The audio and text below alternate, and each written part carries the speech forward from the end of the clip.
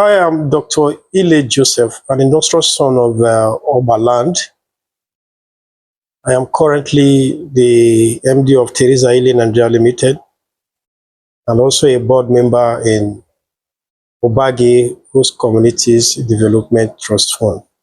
Well, talking about development in Oberland, considering the past leadership which we may have seemed to have enjoyed, I can't really say for sure that we have witnessed any developmental project from our past leaders. There is a saying that goes that government has no business in business. But I can categorically say that those who promulgated such idea are people who do not have business mindsets. They were just after road construction projects. And even in these road construction projects, they wouldn't even love to do it up to the standard specified by the agencies that gave them these jobs. And what is the reason behind this? They have this archaic mindset that if I do this road to the standard specified and the road lasts up to 20 years, which other contracts will I ask for? And that is the reason why you see that they kept on spending money on projects that have been previously executed. In the area of Onega, precisely, you've made general statement regarding River State as a word. You have looked into how Onega evolved.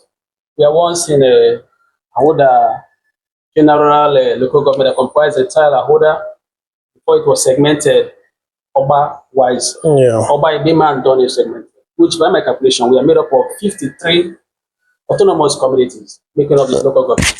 Over time, there had been budgets. As at some years ago, and currently we have not less than 11 billion naira as our annual budget. What can you say by your position and exposure in politics that have been a product of these wholesome amounts that have been invested in Onega? Was it all about salary payment? What can we say? What imprint can we look into to say that indeed this had accrued on how much that have been deposited in Onega yearly, annually, monthly? Do not forget that in 1976, local government was recognized as a third tier of government. The essence was for what? For rural participation, for development at the rural areas. So can we say that that objective has been achieved by the past and the present government, by your experience? Well, I do believe that I am not here to cast any aspersion on any politician or verify the integrity of anyone. But they say that silence is no longer golden when the truth is buried beyond apathy. We are not just responsible for what we say, we're also responsible for the things we could not say. I opined earlier on that one of the problems that we had in the past was the crude mentality of our past politicians who believe that government has no business in business, and the execution of substandard projects so that they will keep on rewarding those projects for them to have. Some persons believe that politics is their own business. So most of this chunk of money goes into payment of salary of ghost workers. You see a civil servant working at the local government, maybe in the finance department, you see him building mansions because he has more than 10 persons that he's receiving salary on behalf. And these persons never existed. And he's not just doing that alone. He's also doing that in connivance with the authority. So, if only we can change our mindset now, I do believe that the coming generation will not suffer what we are currently suffering. One thing my people fail to understand, or a culture they have failed to get, is asking question before you rush to vote somebody. Everybody say, this man is Messiah. It is not enough to call somebody Messiah without verifying who the person really is. Until we change this culture, we continue to entangle ourselves in this circle. So, sir, the truth is that I generalize everything to weak structure. System is too weak.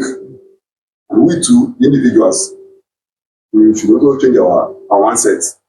Youths are not directly carried along or given power in the political scene.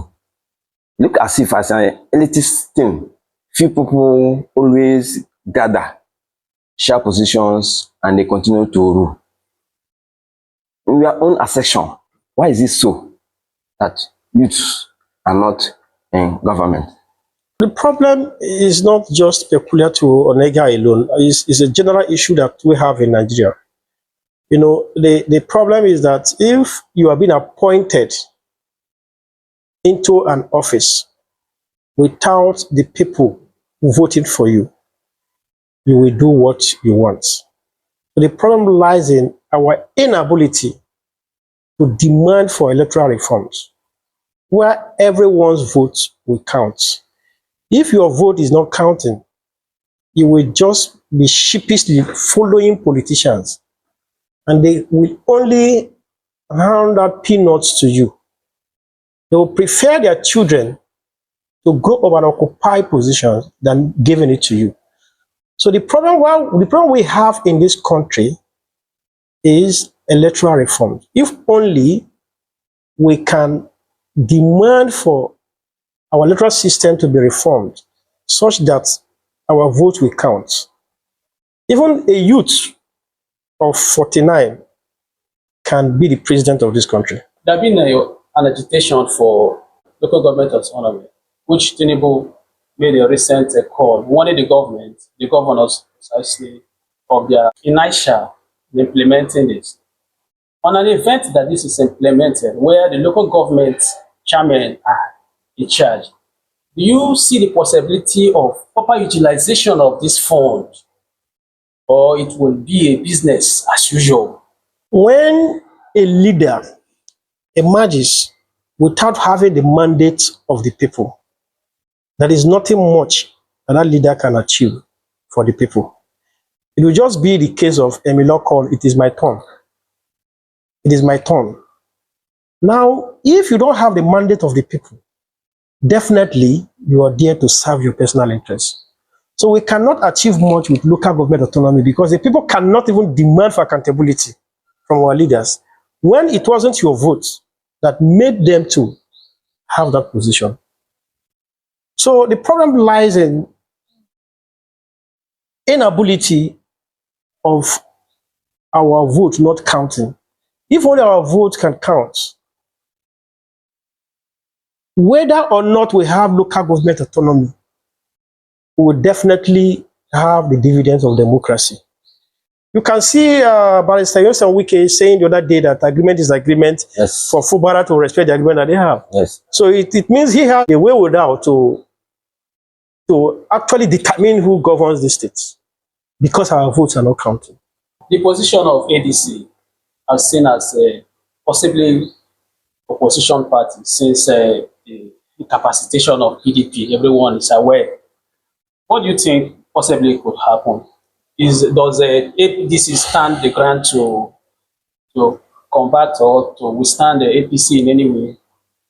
We can only, or I can only say without equivocation, that ADC will be able to do that if they demand for electoral reforms. The reason why I personally joined ADC is because of the caliber of persons that I see who are pioneering the ADC political movement. People like David Mark, Right Honorable Rotimi Chibuike Amechi, Mr. Peter Obi. These are persons that has conscience. What's the problem with Atiku? I think he's also one of them. Well, I wouldn't want to mention Atiku, though he's from the north, and him and El-Rufai, they're from the north. But they're okay per se, but sincerely speaking, El-Rufai is a mobilizer, and I know him too well. Atiku is somebody who ruled with Obasanjo. He was once a vice president of this country. Of course. So I think he should be there as a father in the party to project the younger one. He's insisting on contesting. What if he emerges? What will be your position, sir? Well, if he emerges, I am a member of ADC. I will have no choice than to support him. But you cannot go to any war that you are not prepared for. Sure. And the only way Nigerians can be prepared for this war and win the war is to demand for electoral reform now. You really mentioned your past statements here that the local government be in charge of road construction. But I don't know whether I cannot remember anyone. But the truth is that because the oil companies here, Total in Ege, Ajivna, Oando in the Omoko and the Obrikon areas, have been constructing water, light. What is the essence of the local government existence in order to favor the rural communities? Because I've not seen them construct road. Recently, just few days ago, my social media, and I found out that Chidi Lloyd of Emoha has just constructed a road. Yes. I look down to my own side. In the past and now, I'm not being particular anyway. People are even complaining of payment of salary, half salary, this, that, in the past and now. Don't want to get too particular. One of the major issues that we have in Onega is the issue of handpicking of leadership. Now, the current local government chairman of Onega is from my area. He's from my ward. Oh, well. And you can say that his master handpicked him to be there. So definitely he will dictate what he has to do. Okay. You understand? Sure, sure. Now you will see Mr. Goran given directives to the local government chairman that all the legislatures must have a room in his hotel. Is that not a way of siphoning our commonwealth? Sure. So the problem that we have is the issue of godfatherism. Go to my community, Obadi. In fact, we are the highest producer of crude oil. Now, I can't pinpoint any presence of the local government in my area. I can't. So it is time for us to do what is right by ensuring that we vote for whosoever that wants to represent us and not allowing the godfathers to determine. There is nothing wrong for them to have a candidate of their choice. Yes. Okay? There is Sure. nothing wrong in that. But while doing that, they should also know that the wealth of Onega belongs to the Onegans. In which way can we stop this godfatherism in Nigeria? It is for us to make sacrifices. If I say now, let's march down to National Assembly to demand for electoral reforms, and we're able to provide boxes, okay? Some persons, some youth will even demand feeding money from you. We are not willing to make sacrifice. Which way can you rank in development compared to our local government and other local governments? Okay. Well, there is no indices that I will use in ranking it, but by visual experience, I can say that what is coming into Onega is not tantamount to the development we're seeing on ground. What mistake or gap do you think past executive of the local government has made that this current administration is supposed to fix? Well, when you talk about mistake or gap in the system, that the current local government chairman need to fix. I don't want to be so Particular. pessimistic Okay. over this current administration, but he must look into people-oriented projects. What are the needs of the people? Past administration, they embark on projects just to see how to favor their cronies, to see how they could get jobs for their supporters, not projects that will uplift them, not projects that will revive the economic fortune of Onega. So the present administration should look into the things that will revive the system, the things that will sustain the system. So what your aspiration? What are your plans for again? My aspiration is to strengthen the system. All I want is transparency of the system. I believe in transparency, and we're doing much to ensure that there is transparency in the system. But if there is transparency in the system and our people are happy, then that is where my joy is. Now, another thing I want you to know is that I do not want to leave the board without making my people see a project that will generate income for them. That will be the last mistake that I will make. And the project that will generate income for them, even after I must have left the board, I will also want to ensure that that project is not mismanaged for the next 10 years. Okay. Then thereafter, they should be able to look backward and say, okay, we invested 300 million in this project in this year. In the next 3-4 years, we're able to recover the money.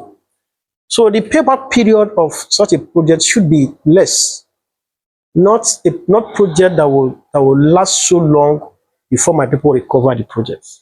And I want to add that that is the next phase that the board is going into. This phase I just mentioned Okay. is the next phase that the board is going into. Kind of sustainable. Yes, like improvements. like Obogu, they have the what is it called? The PVC factory. Yes. Okay.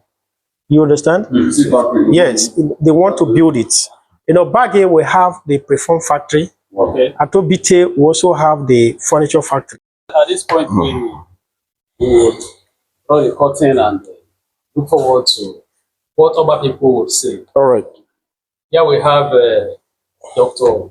Joseph Hille has given us his own position about Oba Nation and Onega as well. He also made mention of Rivers State and Nigerian politics, how we can sort the situation. We are believing that Oba people, Rivers people, Onega people, Nigerians have listened to you. Whatever you have to say, Dr. Hille will be at the comment section to read. Make your comment, make your contribution. He has given us his own idea, which to him is really kind of what is expected. But you might have a different view. What are your views? What do you think?